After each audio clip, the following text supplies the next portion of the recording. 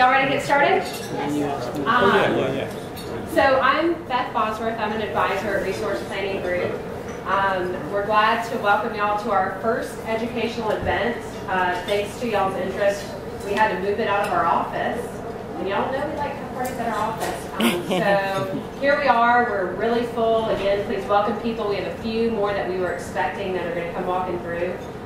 So welcome them to empty seats and help them find a home. I will be your moderator, and I'm going to start with a few, actually probably about a long list of housekeeping items, but they'll all make sense to you. So we'll have the food out till about 8 p.m. Feel free to get up and move around and go get more. There's desserts and all sorts of good stuff back there. We want to let you know if you want to drink during the program, there will be servers that will come out and kind of look around. So just raise your hand, tell them what you want, and they will help you out with that. And the bar will stay open after we finish with the Q&A. For at least a little bit, so if you want to hang around and visit, you know, pick these guys' brains, and there's plenty of other folks here that can offer some expertise around some of the issues that are going to come up. So, you know, hang around, visit, network, whatever you want to do afterwards for a little while. We're going to finish the panel. We started a little late, it's almost 7:15, so we're going to finish the panel probably about maybe 8:15-ish. I'll give about a 5-minute warning, so if you have questions you want to get in, you know, raise your hand. I'll be moving around with a microphone for a while once we get to that portion of the session. If you haven't visited already, there's a table out front with some resources. I saw some people carrying some books. We're really glad for that. We did not order 70 of each book. So there's just some sign-ups out front where you can go and write your name down, and we'd be happy to order you the resources that you know, are drawing your attention. And we'll leave the question box outside. I don't know if we really communicated to everybody there's a question box out front, but if there are questions that come up that you don't want to ask, you'd like it to be more private, there's an opportunity to write your questions down out there, or you can write it on your notepads and put it in a little basket out there, and we'll follow up with you on your questions. So make sure to put your name there and your contact information if you'd like. Lastly, we are recording the session. So we want to share it with those who are unable to attend. We have clients who are out of town. So if you would, please be sure your cell phone is either silent or off so that we don't pick it up. So yeah, I think that's about it. So to start us off, can everybody hear me? That's an important question. Everybody good? Okay. I got this board in the back. It's good. So I'm going to briefly introduce the panel members, tell you a little bit about them, and then we're going to let them tell you from their seat, from their profession, about the state of affairs, you know, as they see it, and they'll likely mention some of the critical issues that they can help address for you, just to guide you on what, you know, what they do and what their expertise is. So to introduce the panel, ladies first, this is Miss Nancy Kreisman. She's a geriatric care consultant. She's got an office located in Atlanta. She's near the Emory campus. She's a licensed social worker. She's been working with elders and their families for over 31 years. And she received her bachelor's in psychology at the University of Florida. She holds a master's in social work and a specialist in aging degree from the University of Michigan. And she's written 2 books. So one's been out for some time, The Caring Spirit, and the other one, The Mindful Caregiver, will be released in February 2014. So you can grab, also a good time to tell you, can grab business cards for these folks up front as well if you want to follow up with them. So next, also joining us is Dan Munster. He's an elder care attorney with an office located in Sandy Springs. He completed his undergrad at Vanderbilt and then studied law at University of Detroit. Started his career with the Senior Citizens Law Project, and then he founded his own practice. So since then he's been selected as a Georgia super lawyer and named among Georgia's legal elite in the category of elder law. Glad to have both of y'all. And then moving on, I think most of y'all probably know John Howard. He's our CEO. I like to call him our fearless leader of Resource Planning Group. He holds a law degree from Emory, CPA and CFP certifications. He owned his own CPA practice for a while before deciding to expand what he offered to clients into comprehensive planning, and then founded RPG in 1991. And lastly, I want to recognize his wife, TG, she's hanging out back there in the back. So she co-founded RPG, and she's also responsible for our event planning, so you can thank her for this lovely evening.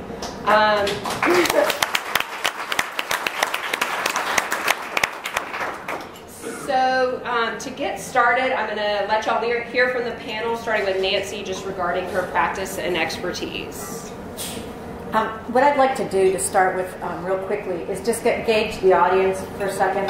So how many of you in this audience have had to take care of, in some way, I mean not necessarily day to day, an elder family member that is in the old, which is 85 plus? Raise your hand.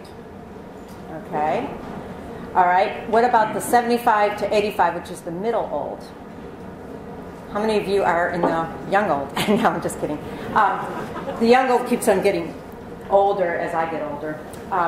But essentially what I see in my practice is primarily a lot of adult children, baby boomers, who are coming in and being challenged by a lot of different aspects of aging that they never thought they would be handling before. Things like, having a family member with dementia, or having a husband and wife, parents both with dementia. And so sometimes I see generational challenges where you've got a spouse comes in to meet with me and her husband has Parkinson's and he's only 60. And then she's dealing with her aging parents that are in their 80s or 90s. So in my field right now, one of the things that I'm trying really to help family caregivers with is being able to navigate through this in a less stressful way. I mean, it's stressful, there's no doubt about it. And how many of you actually have an elder family member that is out of state? Okay, because in Atlanta, for example, it's sort of a melting pot here. And I find that a lot of my clients will call me and say, my mom lives in California, can you help me? How can I find a resource like you there? And so I'm finding that a lot of my practice now, too, is involving finding resources for people in other places and doing a lot of consultation on the telephone. So I may have an Atlanta family here, but I've got 3 other children, adult children, that are living in California. I've had people in London and, all over the place.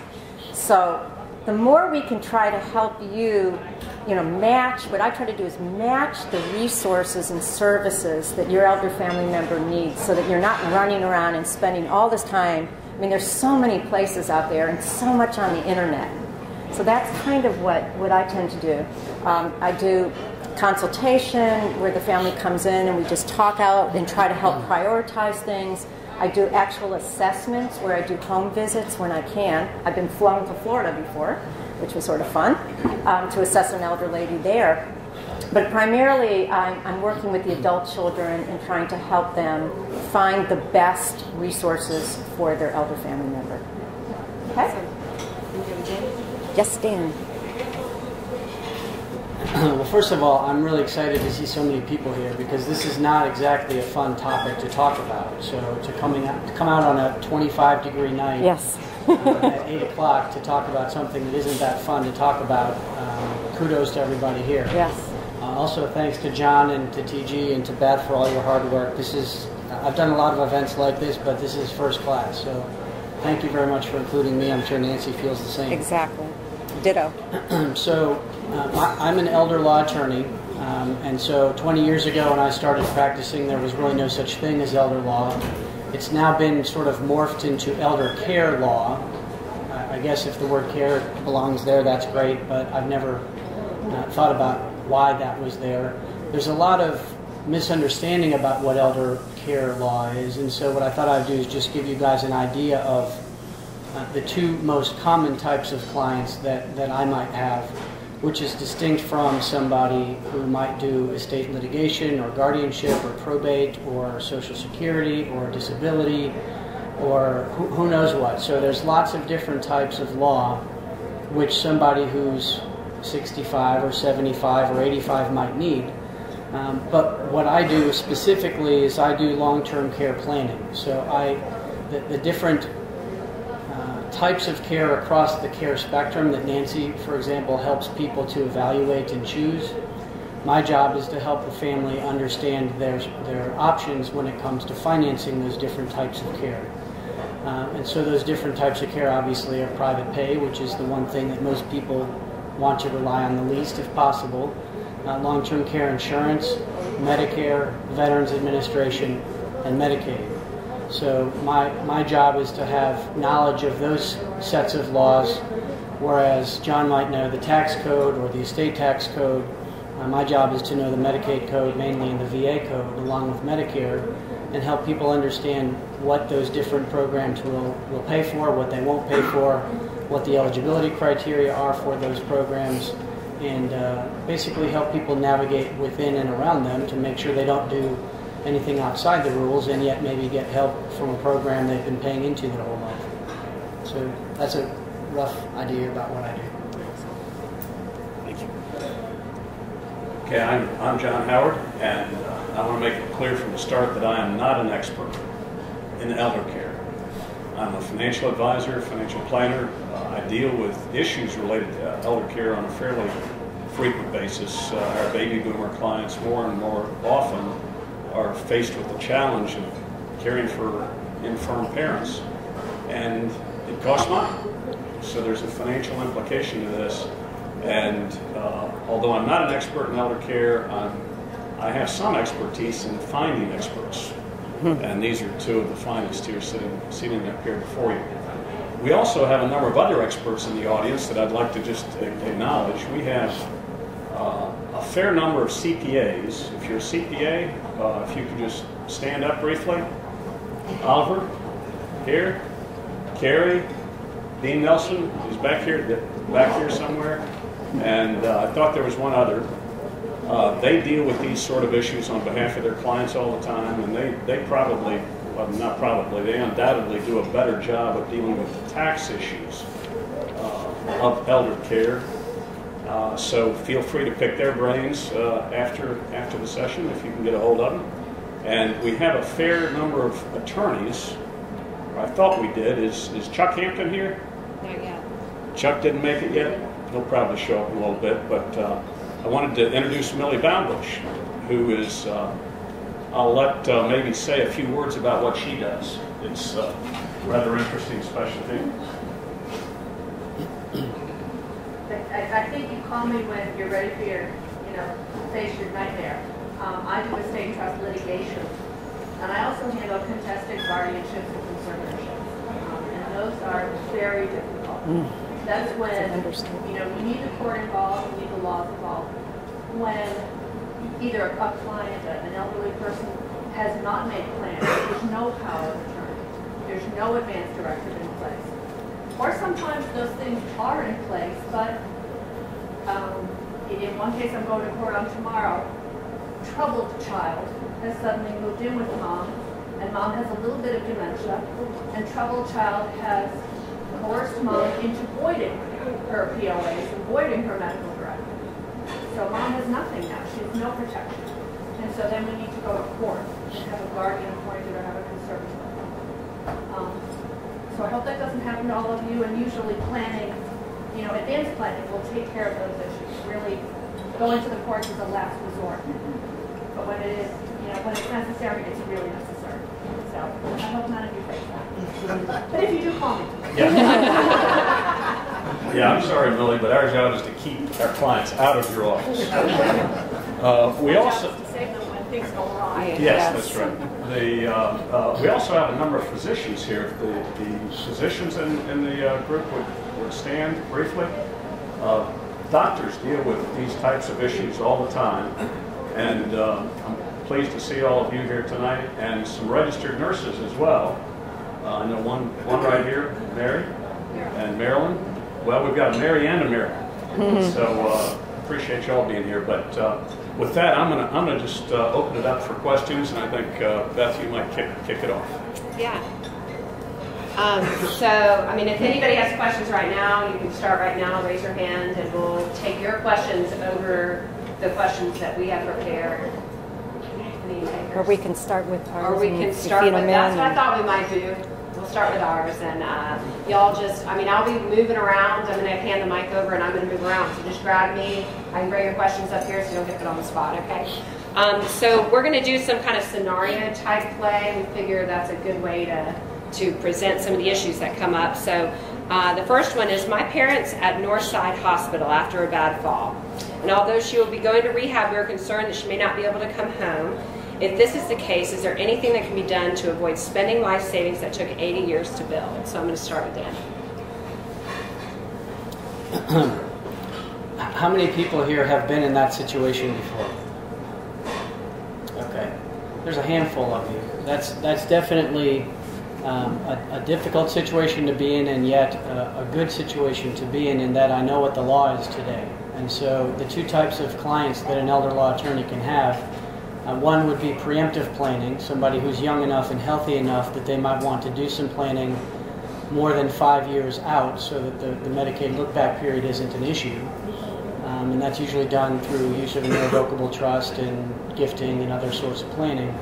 And then you've got crisis mode planning, which is this family who's dealing with somebody who, because of an immediate crisis, the most two common being a fall or a stroke, have ended up needing rehabilitation, and when that rehab doesn't go as planned, then they are going to face a couple of challenges. First is keeping the bed as a long-term care bed if it's needed, because most rehab facilities are long-term care facilities, but they don't necessarily want to publicize that because they'd rather fill their beds with the rehab folks. So that's something that advocacy can really add significant value, both whether it's somebody like Nancy or myself helping you understand that what the rules are regarding when discharge is appropriate, what discharge planning is necessary, and also the fact that if long-term care is needed, I know what the law is today, whereas it changes every 3 months, so that my preemptive planning clients have to worry about that. If I know that I have a client who needs long-term care today, then I can help them understand what the laws are today, and normally through crisis mode planning achieve assistance either through the VA or Medicaid on a fairly expeditious basis, meaning usually at most a few months. I realize that sounds crazy, but you'd be amazed at the rules and what the rules permit, particularly Medicaid when it comes to retirement accounts, rental homes, things that you would absolutely never have guessed are within the rules, but in fact they are, and of course it's my job to help people understand those. So I guess the moral of that story is don't assume that if somebody needs long-term care that you need to spend $7,000 or $8,000 or even $9,000 a month now private pay until all of the savings are gone, because oftentimes that isn't necessarily the case. Yeah. Let me just add to that situation of question. I believe it's true, Dan, and correct me if I'm wrong, that if somebody is admitted to the hospital and doesn't stay long enough, stays 2 days instead of 3 days, and then is discharged, after that 2-day period and admitted to a rehab, Medicare will not cover the bills. Exactly. Okay? That's something that a lot of people are not aware of. Just staying one more day in the hospital before you're discharged can make a huge financial difference, can't it? Are you going to tell about that? That they have to be admitted, or observation? So this is actually a cutting-edge hot topic on a national basis. I just got back. I was in Washington all last week, and there are two components of this issue. One relates to the standard which is appropriate to terminate skilled care within that 100-day period of care, which I can expand on in a second. And the other is the difference between being admitted versus being in a hospital on an outpatient basis. Mm-hmm. And so when somebody's admitted because they've had a fall or a stroke or they've got a bad infection, that's what Medicare requires for post-hospitalization rehab to that 100-day window to kick in. So being placed physically in a hospital but on observation status does not start that and it's actually 4 days, it's 3 nights. So discharge on the 4th day of an admission is what is a prerequisite to any help coming from Medicare. That post-hospitalization help from Medicare is a window of up to 100 days. There's a lot of misunderstanding about that. Most discharge planners from the hospital, and if there are any out there, correct me if I'm wrong, but the majority will tell the family you've got 100 days on Medicare, so you're good for 100 days. Mm-hmm. when I would say that probably about 5% of my clients actually get 100 days. So that's a best case scenario. It's not an entitlement. It's not what most people get. Most people do get 100, or the first 20 days, but then that second period of 80 days, there's this ongoing debate, again on a national basis, about the proper standard, where for the physicians in the room, the nurses, the medical community needs to know about this as well, that the standard that most places will use is a standard of if the person is not improving, if they have plateaued is the word that you're going to hear, then the skilled care is going to end. And so I'm here to tell all of y'all that that's not the correct standard. It hasn't been for many, many years. And so finally a lawsuit up in Vermont last year was settled. In January of 14, CMS will be publishing new guidelines to reiterate what the law has been all along, which is that if you have a line ascending which is improving, a flat line which is plateauing, or a descending line which is getting worse, deteriorating health, under the Medicare law that has been the law for at least 20 years, what it says is that Medicare skilled care should continue if it is preserving current ability or preventing deterioration. So the law does not require, and in fact it says, restorative potential is not determinative, and as long as it's preserving current ability or preventing deterioration, then that skilled care should continue. And of course, under the federal Medicare law, there's a 3-day prior written notice requirement that families are supposed to be notified and given the opportunity to disagree about the end of that skilled care so that they can ask that their loved one can get additional care. If you have information on that, I know Nancy has some comments too, but if you want more information on that, there's a website, medicareadvocacy.org, and the name of that lawsuit is the name JIMMO, J-I-M-M-O, and on their homepage, it's the Improvement Standard JIMMO lawsuit, and they've got a package you can download and read and study and use if you ever need that for the benefit of one of your loved ones. Yeah, I'm so glad that Dan shared this information with you, because in my practice I've been finding that I end up doing so much advocacy for families in the hospital, because when they're in the hospital or in the rehab, the discharge planners are immediately trying to get them out.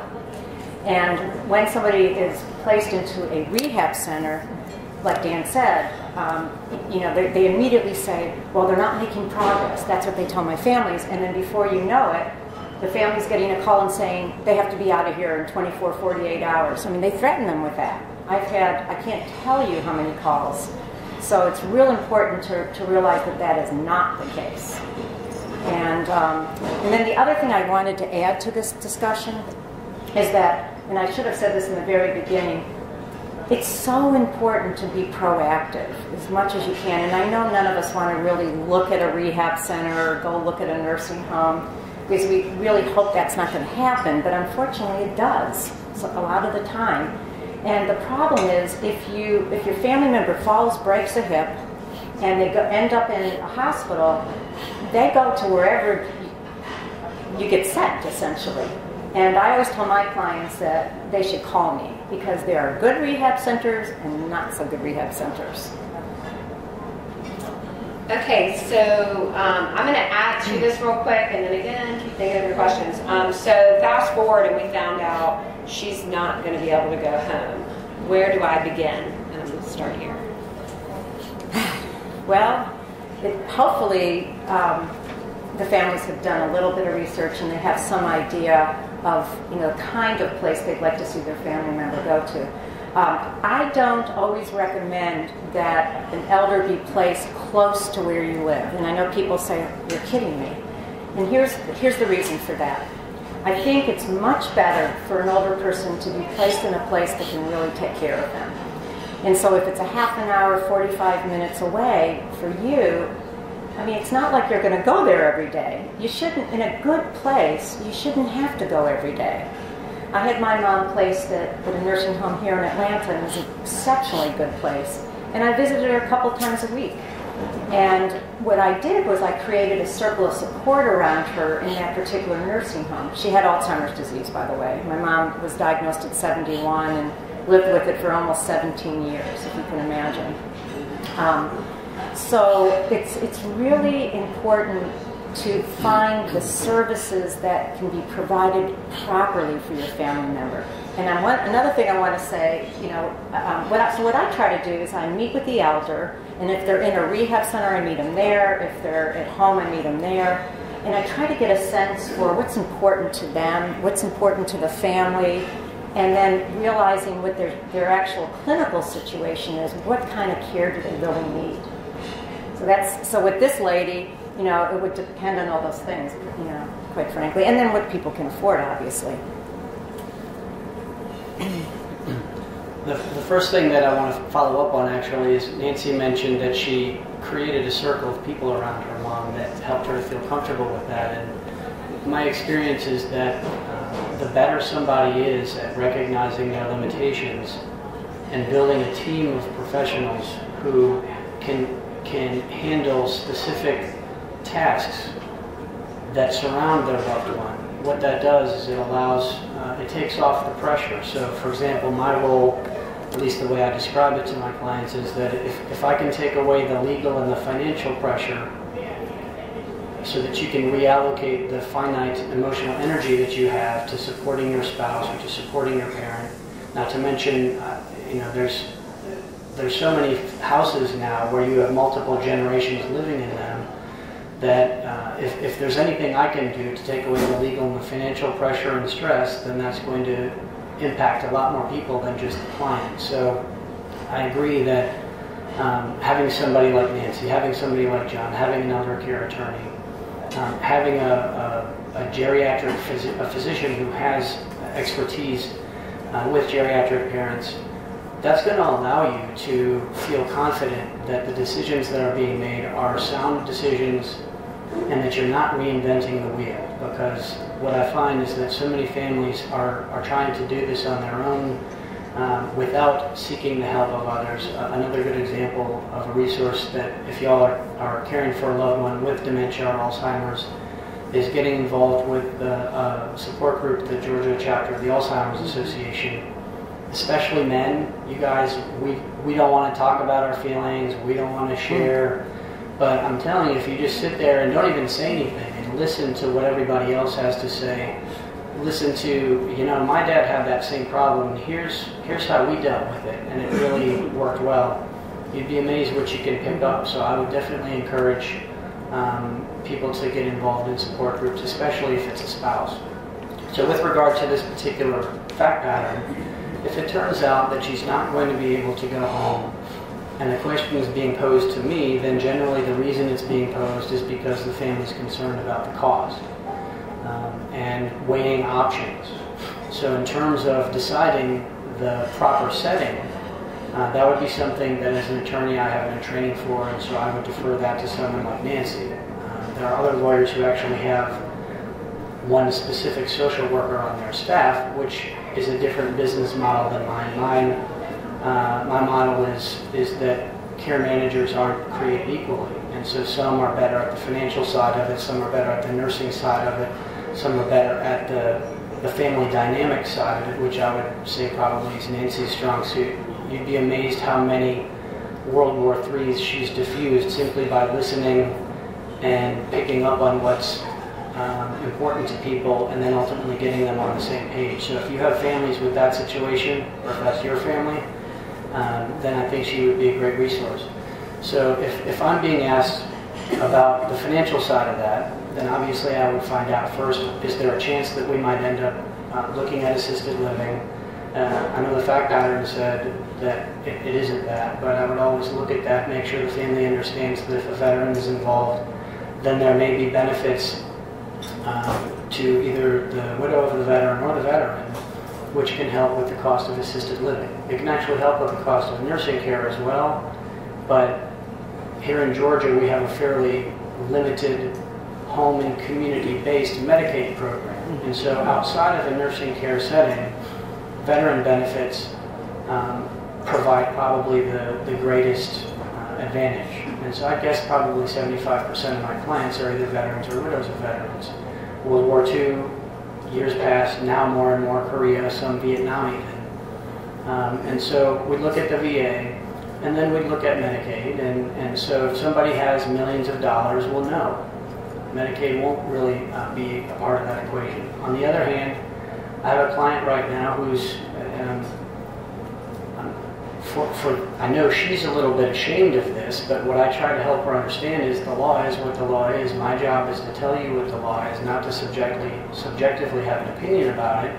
And so your net worth is $1.1 million, and when you walked in my door without me doing any planning, your husband is already eligible for Medicaid assistance. And the reason, and I've got to be careful now because their facts are very specific, so don't necessarily assume this about yours, but based on the value of their home, the value of the retirement accounts that the two spouses have, the value of their non-retirement accounts, the value of their life insurance, and the way that that was all structured, the net worth was what it was, and yet because it was structured the way that it was, help was available immediately. Another thing which is often misunderstood is that if monthly income is high for the spouse who's not in the nursing home, that doesn't affect the person in the nursing home. So I've had clients where a 62-year-old business executive is making 6 figures and his wife is in a nursing home on Medicaid because he's got a $1.2 million 401k and he makes 6 figures, but they've got a 7 Series in the garage and they've got kids in college and all the rest, and so they don't have a huge amount of savings. And so the fact that he has big income and that he has a big 401k doesn't mean that she can't get help. And so I would definitely walk through, at least my business model is to invest time without a fee, find out what the facts are, and if this person is one of the 1 or 2 out of 10 calls that I get where my help is needed, then I'll help them understand a little bit more about how engagement might work and invite them to meet and walk them through that process. Thank you, Dan. Dan mentioned something that maybe deserves a little more emphasis, and that was the geriatric care physician. A lot of elderly are still going to a GP that practices with a broad patient base that includes younger people and doesn't focus on geriatric care. Physicians under our reimbursement system are typically paid for doing things, and many of the elderly need more a physician who will understand the family dynamics, the trajectory of the health of the elderly person, and be willing just to sit and listen and talk to them. And they don't get paid well for that. Perhaps Nancy could address that a little further. So bottom line is, find a geriatric care physician if you think your loved one might be in need of some additional attention in the future before they get too sick, while the physician's still able to make some money off them, and then he'll be more inclined to take the extra time and in an unprofitable way to give them the service they need. Is that too?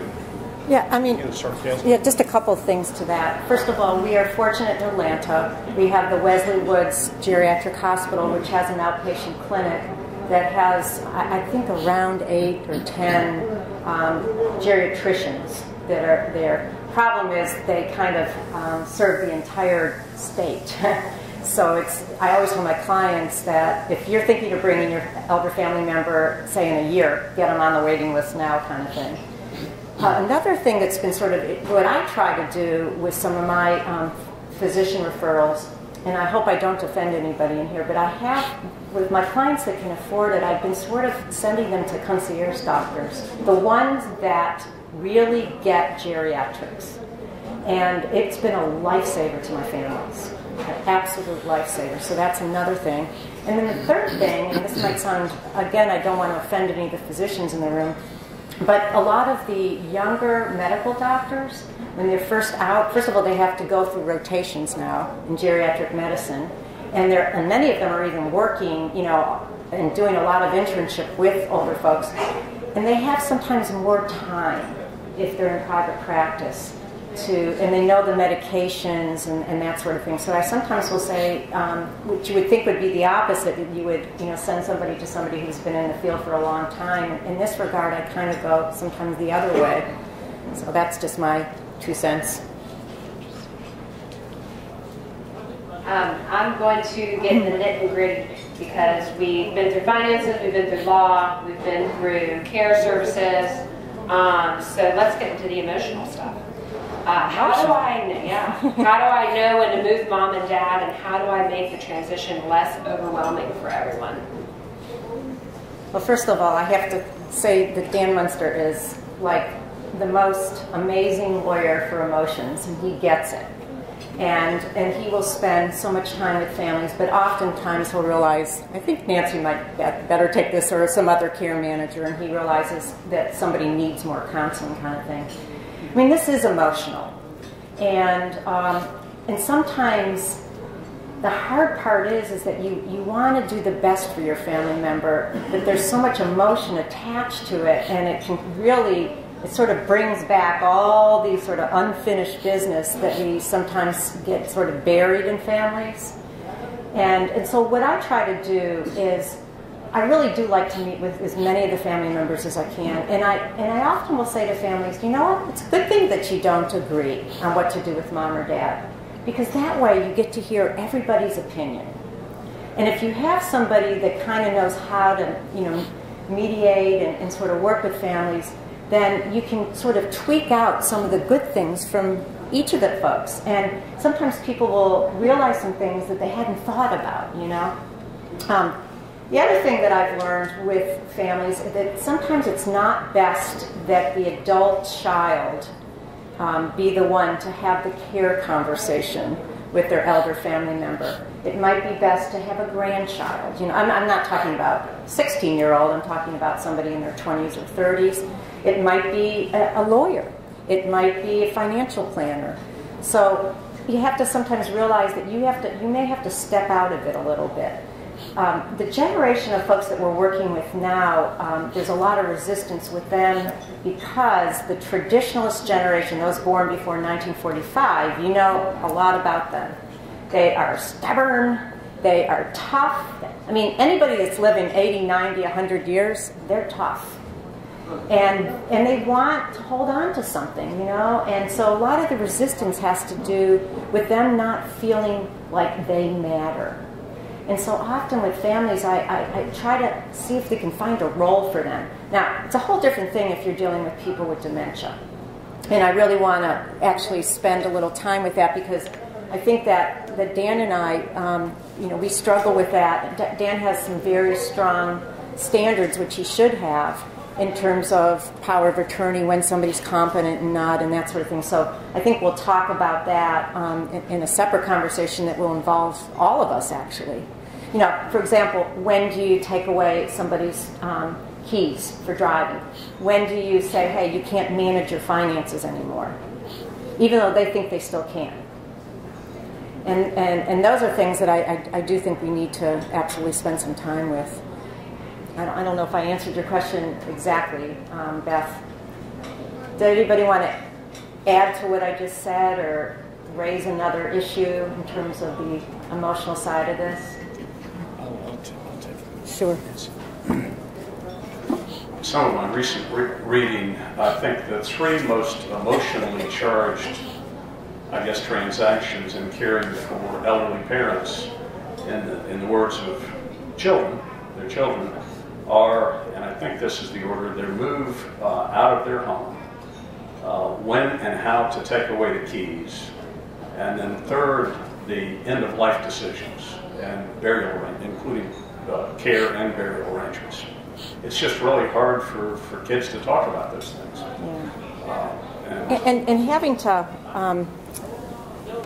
think the other thing, and I do a lot of family caregiver workshops, and I just did one last night, and there's a lot of guilt, and it's because it's not easy to have to care for another adult. And one of the things that I talk about a lot is that it's not a role reversal. Your parent is not becoming a child. Your parent is becoming dependent. And the more we can treat them still as an adult, recognizing that they're losing certain capacities, to me that's extremely important. And that's what makes it so hard, because your father, your mother, they made decisions. They led their lives, and now they can't do that. And you have to somehow interfere, so to speak. That's how it feels to them. That's how it feels to you sometimes. So I do have one, being the numbers guy, I'm not the emotion person here, but I do have one point that I do want to emphasize, which is that it's very common for the well spouse to end up being the unwell spouse. And so I end up being the bad guy, having to help, typically her, understand that a marriage involves two people, each of which equals 50% of that marriage, each of which is equally important, and that if she ends up putting herself in the hospital by trying to take care of him, despite not being a 24/7 medically trained robot, then she's going to end up disserving him because something might happen to her, and of course that's not going to do him any good. So on that emotional side, when I'm dealing with a couple, I always try to emphasize, and usually there's at least one adult child, usually a daughter, that's been trying to help mom understand that you can't do everything all the time, and at some point you're going to have to balance the interests of both spouses. And so it's a horrifying situation to be in, because most of those women have been taking care of that man for 55 or 60 years. It doesn't even occur to them to think of themselves before that spouse. And yet I have to get them to understand that there are going to be times when she needs to put herself first, because in a sense that's still putting him first. And so if your family is dealing with that, if you see families dealing with that, try to be supportive of that well spouse, and make sure they understand that a marriage involves two people, each of which are equally important. And if that's you, then don't devalue the fact that you're equally important, and you need to factor that into the decisions that are made, including dealing with the guilt that Nancy talked about, that at some point a decision might have to be made that assisted living is appropriate, or, God forbid, nursing care, which, if I asked for a show of hands, I don't think I'd see a single hand for who wants to go to a nursing home. Anybody? I think I heard two people laugh there, so there are people in the room, and they're listening. If y'all have questions, seriously, I know Beth would be happy to bring the... okay. I have a question. Could you address the issue of quality? Nancy made the comment that her mom was an exceptionally good nursing home. That sounds like an oxymoron to me. But when you're thinking about, many of us have the perception that a nursing home is funded by the VA, Medicare, Medicaid, is going to be struggling financially, and it's not going to provide them anywhere near the care. So it creates tons of stress in a family's life. How do we screen to find the best in terms of quality? Get my book, Known to That's a great question. I know Nancy's going to have some comments on that, on the finding the right place side. But what I do want to add, because too many people who do what I do consider Medicaid as the be-all, end-all. And I'm not saying that. But what I do think is very important to understand is that there are literally hundreds of nursing homes in Georgia. Every single one of them, except for Bud Terrace at Wesley Woods, and a couple of CCRCs. But otherwise, every single one of them accepts Medicaid. So there's no such thing as the public's perception of the dirty, smelly, bad, government-run Medicaid places and the beautiful rose aroma nursing care facility that isn't that way. They all accept Medicaid. There are good ones, there are average ones, and there are very, very bad ones. So the challenge that you face is getting a bed in one of the good ones. And so what that does is it brings us back to the making sure that you understand that there's a 3-tier system of reimbursement that these places receive.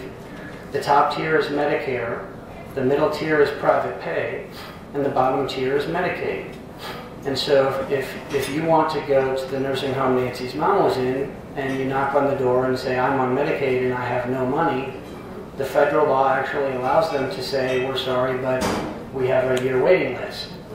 And so it's very difficult to get a bed as a Medicaid admission. On the other hand, if there is a medical event and Medicare is in the picture, I encourage my clients to think of those 100 days as 100 gold nuggets. Make sure you spend them wisely. And again, no offense to anyone who works at or owns or has any interest in a hospital that also has an acute care area where, because it has been licensed separately on a different floor of the building, they can start tapping into your 100 gold nuggets.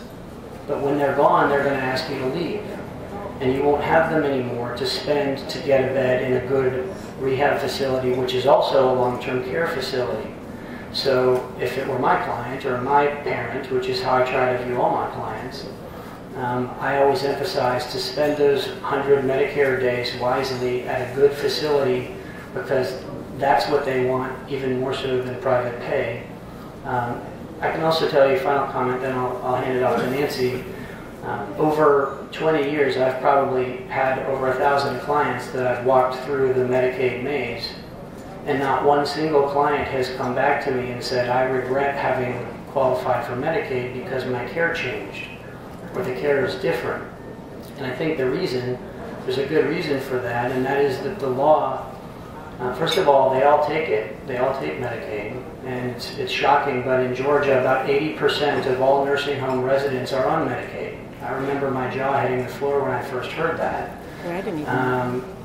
There's between 50 and 60,000 people in Georgia's nursing homes. None of them raised their hand when I asked, do you want to go to a nursing home? And somewhere around 80% of them are on Medicaid. 99 out of 100 spent everything. 1 out of 100 got good advice and got help in advance of spending everything.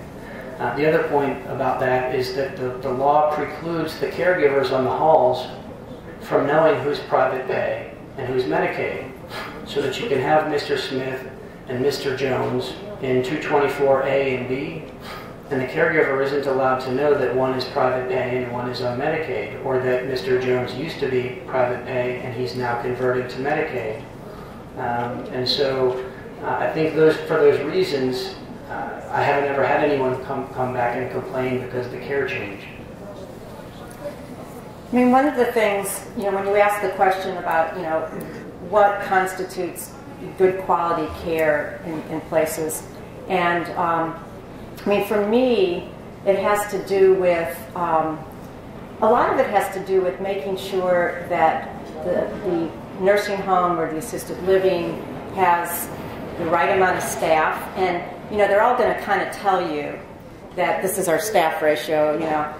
I go underneath and look at what does that really look like? What does that really mean? I mean, how many call-outs do you have?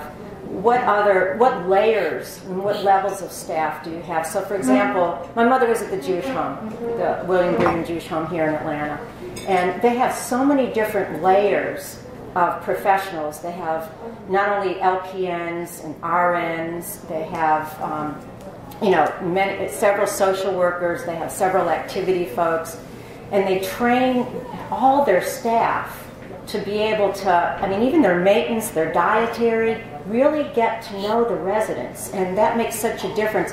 And the thing is, honestly, with my mother was on Medicaid, but even if my mother had the money, I still would have had her go to the Jewish home. And I know some of you are probably shocked with that. But her quality of life there it was much better than it would have been if she lived with me. She was getting socialization. She had more people loving on her. I work. I have a family.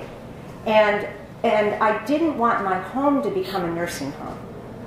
And so, but everybody has a different situation. And certainly people can keep people at home. And you can have, around-the-clock care. But, it's not easy, because then you become the care manager of that around-the-clock care. And what I'm learning is that some of these agencies out there, they say they can care for people with dementia.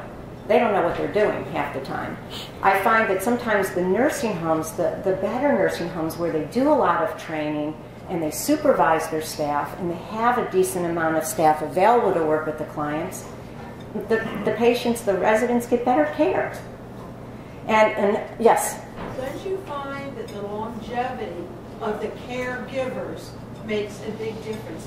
If you find that nursing home has a rapid turnover in staff, run. Well, let me repeat your question. She said something or comment that don't you find that where there's a lot of turnover, that might be a place that you don't want to necessarily, bring your family member to.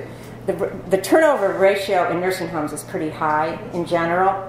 What I look for is the administrative staff.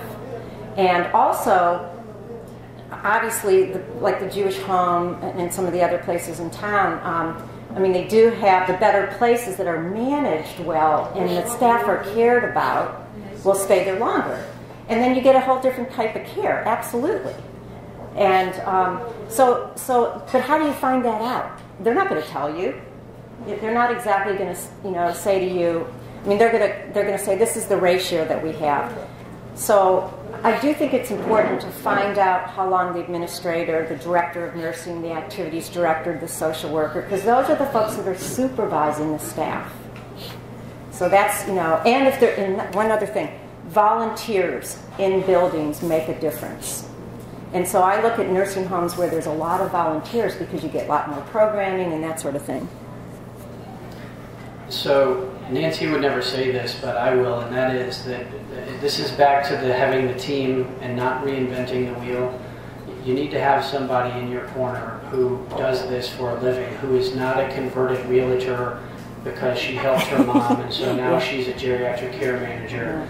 You want somebody with an LCSW, an MSW, an RN, somebody who's been doing it for 5 or 10 or 20 or 30 years, who's on a first-name basis with the people in the facilities that matter, and somebody who can talk the talk and they know the lingo and they can advocate for you just the same as an estate litigator might litigate for you in court, and you want somebody to stand up for you. And so that person in this context is a care manager who's been doing it and who knows what's about to come out of that discharge planner's mouth before she even says it.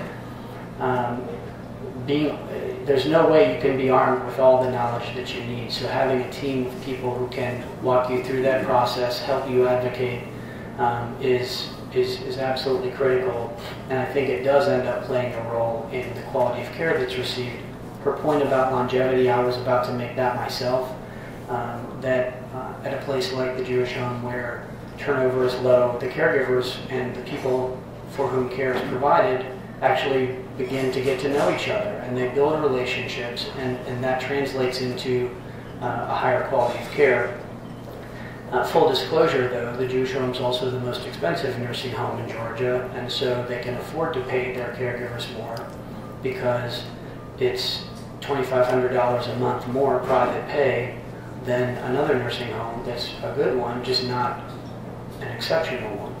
So and they're also significant. And they're also, they're also nonprofit. So they get fundraising just like the Presbyterian Homes. Presbyterian Village is an excellent nursing home. It's a nonprofit. So they can raise money, among the Presbyterian community, among the Jewish community to help offset some of the costs. Let me say something too, though, Dan, about Medicaid, because what they don't tell you out there is that they lose, as Dan said, they lose money on folks with Medicaid. And while most of the nursing homes do accept Medicaid, what you want to be aware of when you talk about quality, you need to find out, if you can, how many of their patients are Medicaid, and if somebody's in a room with 4 people, I'd walk right in and out of that building as quick as I could. That scares me. People should have at least a semi-private or hopefully a private. If they're, to me that's warehousing, and I know this is going on. I'm probably going to get myself in trouble, but it concerns me because I don't, there's a whole movement now called person-centered care in the nursing home industry, and that's another thing that you want to ask. What does that look like? Person-centered care. What are you going to do for my mom that's person-centered? And the bottom line is, even with my own mother, there was no way that. There's only 8 caregivers to every 8 people to every caregiver. That's a lot of people to care for, and so that's why it's important to know the other people in the nursing home and what they can offer. The director of dietary used to take my mother to activities because that's the kind of guy they hired, somebody that cared about the residents and didn't just do his job as chef, but would have relationships with the residents. I think Beth has a question. Yes. Beth, do you need? Question and comment. Connie, I'm an orthopedic surgeon of this area, and certainly I would echo what you said already regarding the 3-day hospitalization. Pushed out the door. But I would really implore families to go to these places, just like y'all said. You've got to go. Look, there's terrible nursing homes and there's some wonderful ones. Yeah. You know, with hip fractures particularly, which is what I deal with mostly, you know, you've got a 30% mortality after age 70, you know, being dead within a year after hip fracture. And the biggest predictor of not being at 30% is mobility within the first week or two. And so any place you go to has got to have very aggressive physical therapy, and certainly the socialization, all that sort of stuff as well. But if you go to a place and they're going to tell you you're going to get up 30 minutes a day, and the rest of it is up to the family, those patients should not do well. The patients that come back in my office 2 weeks after hip surgery and are walking and having a smile on their face, they're going to do great. So really, when you look and talk to your doctors, they know which are the good facilities and which aren't. But certainly it's up to the family. If they hit the door with broken hip, start go around and get a list of places to go visit and really look at those, you know, from a medical standpoint. Second, just from a question, my father-in-law has a little Alzheimer's, and he, I think, drove before he knew how to walk. And he is the nicest man I've ever met. Never seen him angry until we tried to take his keys away. I mean, it was like who is this person? And you know, it's not. He's still driving. He has, you know, not had any major incidents, but obviously nobody will ride with him because it's just a scary process. Is there an objective measure of a driver's ed, someone that can test these people to keep the emotions out of where you can say you are simply not a safe driver anymore? That's that for the audience.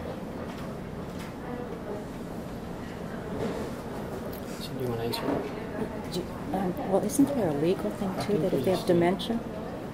So you need. Physician can actually write a letter Oh yeah. to the DMV.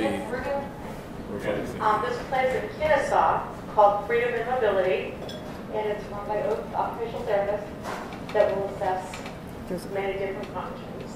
Yes, there are There's many. also Shepherd Spinal Center does driving evaluations. Yep.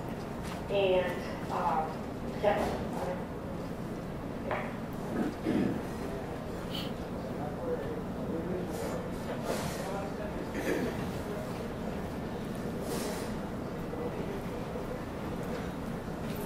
I mean, this is a topic that is very unnerving for me to talk about because I get very upset about it.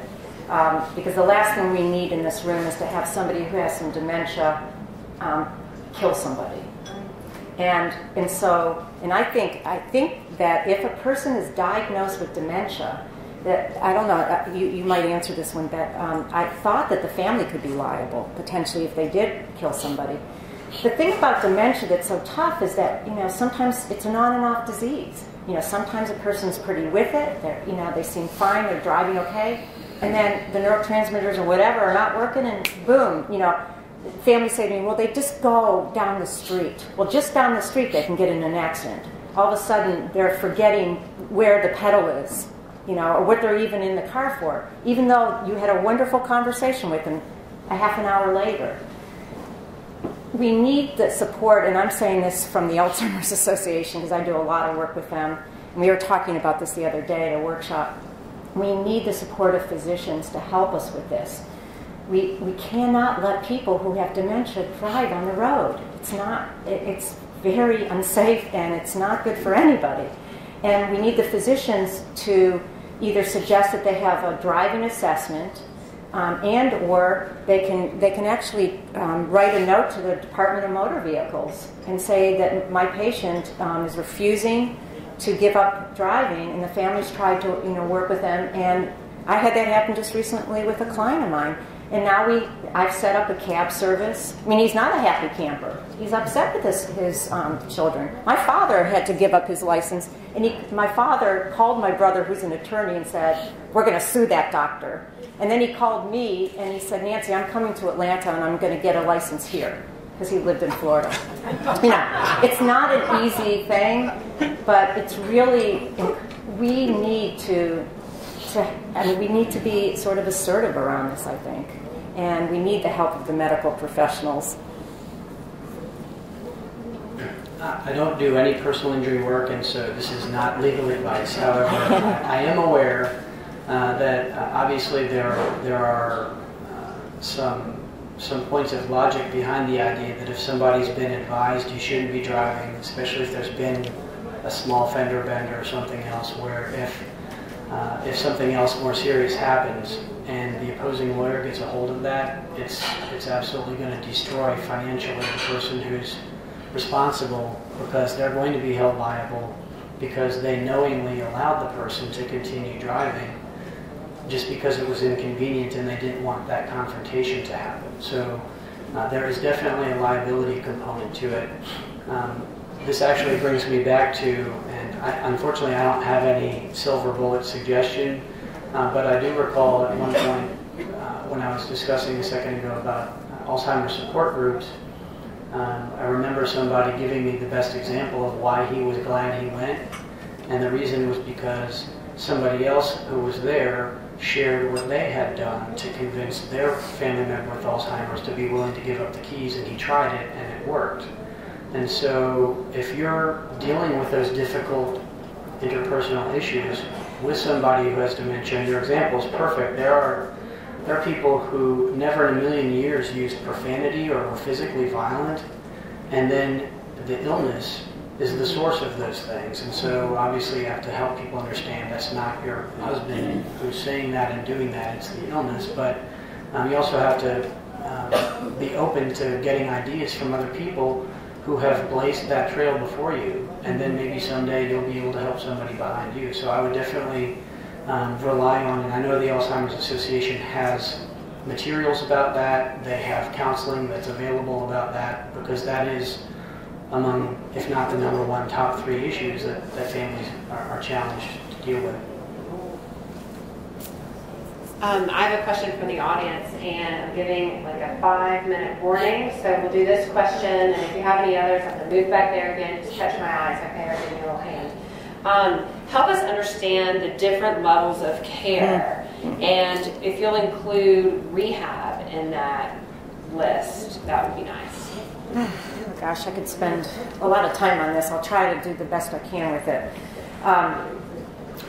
Basically, okay, so rehab care essentially is for people that need, they're possibly in the hospital, or they've fallen even in their home, and maybe they haven't even broken anything, but they can't take care of their activities of daily living, their bathing, dressing, grooming, and so sometimes they'll have in-home rehab if that sort of thing happens, or if they end up in the hospital, they can have the option of in-home rehab or inpatient rehab. Rehab care inpatient is either in a, now I'm seeing more and more freestanding rehab centers along with nursing homes that have a rehab component, and more nursing homes are having more and more beds for rehab because that's where they make the most money off of Medicare.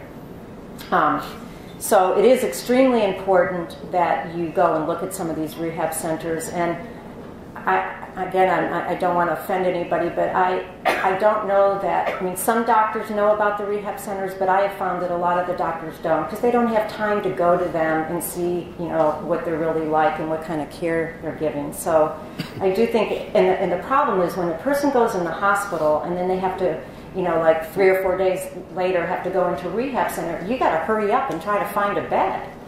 And so at least if you've done your homework, it's sort of like when you're looking for a high school for a kid, or preschool or whatever it might be. It's the same sort of thing in a sense. And it can be very costly health-wise if they don't go in a good rehab center. Now what we have are a couple of different things that have cropped up all over. We have what are called CCRCs, which are Continuous Care Retirement Communities. And I'll throw out some names for you that you might be familiar with: Lenbrook Square, Canterbury Court, Park Springs, and Presbyterian Village. Presbyterian Village, the Jewish Home now. Hallmark is not a continuous CCRC. It does not have nursing home care. A CCRC has generally independent, assisted, and nursing home care. Some of the CCRCs you actually have to buy into, and you have to go in as an independent resident.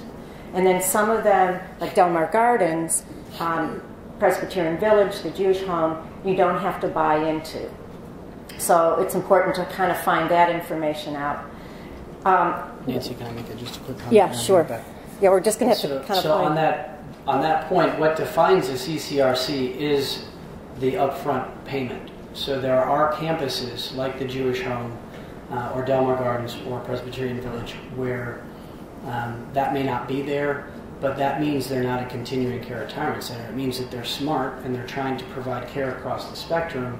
But under federal law, there's a specific thing, which is a CCRC, and there are laws governing the way that the lump sum payment that you pay is going to be treated as a Medicaid asset if someone ever does need to qualify for Medicaid because for whatever reason they leave that facility. But my experience is that the CCRCs that do have those big payments are not for my clients. And maybe they're for John's because he does a great job and makes them hundreds of thousands and millions of dollars, but the average buy-in is $300,000, $400,000, $500,000, $600,000 to have the opportunity to pay $4,000 or $5,000 or $6,000 a month of rent. Yeah. And so I don't have many clients that can do that. Keep in mind, though, that big upfront payment, the majority of it is, to some extent, refundable following death. However, there's quite a bit of litigation across the country because of the way that families have had trouble getting that money back, because in difficult times there have been some CCRCs which goes to your question about the financial stability of a place, that have ended up having to tap into the people's buy-ins, which is not supposed to be operating capital for these places. They've had to tap into it to keep their business running, and then when someone dies and wants their money back, it's not available. So there's definitely been some pushback from the public on CCRCs and that buy-in. I appreciate Dan sharing that, because that's something that I didn't quite know myself, and here I've been doing this for 30 years. Because a lot of us in the field, we talk about the Jewish Home in Del Mar as a CCRC because it's got nursing home, assisted living. So I just learned something today. And certainly that's an important piece of information when you're thinking about financial long-term planning. Another thing that's happened, so thank you, Dan. Another thing that we're starting to see more and more of are these assisted living communities, which are sometimes called personal care. And Dan, you may know more of the legality since you just got back from a workshop. It's very confusing. I think of a personal care home as a place, the way I knew it, and still kind of know it, is a smaller community that's sort of more, maybe 12, 24, 10 sort of people living in it, and it's sort of more home-like. But I'm not sure if in Georgia, if assisted living is called personal care. I mean, it keeps on changing. Dan, can you just clarify that and then? Sure, because the question was discuss the spectrum of care. So right. She's going through them, but just to throw them all out there, obviously you're at home, you're independent, you're doing fine. Right. The other end of the spectrum, all the way at the other end, is an inpatient hospice care facility. And then in between, you have an independent living facility, which is basically an apartment complex for seniors where you can pay a fee to have meals prepared, but you walk, you drive, you come and go, and so it's somebody who's fully independent. Beyond that, you have really assisted living 1A, 1B, and 1C, which is personal care homes, assisted living non-dementia care, and assisted living dementia care. Then you have nursing homes. Then you have inpatient hospice, and then you have the concept of hospice, which is a type of care that can be provided in any one of those different places, whether it be home or in an independent living facility or in an assisted living facility or a nursing home or an inpatient hospice facility. So it's more of a concept of care as it is opposed to a place. And so those are the different types. Nancy was just getting bogged down in where I get bogged down, most people do, which is understanding the difference between a personal care home and an assisted living facility. And then, oh no, my mom's going to a nursing home. It's a dementia care assisted living facility. Right. And that's like saying the sky is blue, it's red. So there are two different things, and it's critical. Whoever asked the question, it's a great question, because if you don't understand the place your mom or dad or your loved one is going, then you don't understand how you might finance it. Because if you think that your mom is going to be able to go to that $6,000 a month dementia care assisted living facility that has a beautiful garden and waterfall on Medicaid, that's not happening, because that isn't a Medicaid participating facility. And so even though it might seem like a nursing home, it's not. So understanding the different types of care and places is important, because that's what drives the way that it might be financed. Except, Dan, except that you can go into some of these places and they tell you that they'll provide X, Y, and Z care, and then they can't, or they don't, and then they want you to, I mean, I agree. It gets very, and even in the independent living environments. I mean, I walk into some of these independent places and I can't believe the people look like they should be in nursing homes. And most of them have private caregivers. So to me, the most important question, I mean, nursing homes are for people who have the most chronic conditions. In fact, nowadays, I think long-term care folks say, 2 years, 3 years is, my mother lived exceptionally long in a nursing home. It usually doesn't happen. People go into nursing homes, they're much, much older. Their mean age is I think 90 almost, okay? So they're not going to be living that long in a nursing home. Where I get concerned about is the assisted living, personal care, CCRC part, where people are living for 5-10 years with chronic conditions like dementia, Parkinson's, and you don't have Medicaid paying for this, or any other kind of, outside of long-term care insurance or private pay, pretty much. And the VA, right. Those are the three. And people, that's where, you can lose a lot of money very quickly, in a sense, because if somebody has to live in an assisted living or personal care for 10 years, a lot of their assets are, Dan, you want to speak to that a little bit, or?